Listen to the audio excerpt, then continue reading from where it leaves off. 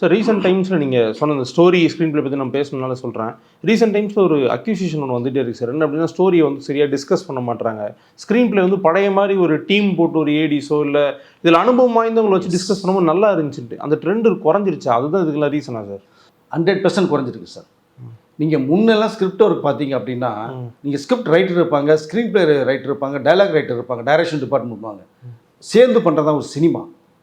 நீங்கள் வந்து சும்மா ஒரு ஹாலிவுட் படத்தை நீங்கள் பார்த்துட்டு அதுலேருந்து ஒரு 4 சீனை உருவி நீங்கள் தமிழ் பண்ணிங்கன்னா நேட்டிவிட்டி ஒட்டணும் உங்களுக்கு. இல்லையா ஒரு ஆக்ஷன் பக்கா கமர்ஷியல் பண்ணிங்கன்னா அதுக்குள்ள ஒரு சென்டிமெண்ட்ஸ் இருக்கணும். நீங்கள் எதுவுமே இல்லை. நீங்கள் ஸ்டோரி நல்லா இருந்தால் தான் ஸ்க்ரீன் பிளே நீங்கள் பண்ண முடியும்.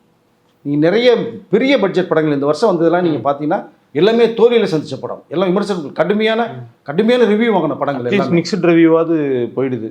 எஸ், அது என்னென்னா சில பெரிய ஆக்டர்ஸ் பண்ணி இப்படி வேஸ்ட் பண்ணிட்டாங்களே செஞ்சுட்டாங்கன்னு சொல்லி மிக்சட் ரிவ்யூ போகுது. நிறைய படங்கள் நீங்கள் ஸ்கிரிப்ட் ஒரு பார்த்தீங்கன்னா ரொம்ப மோசம்.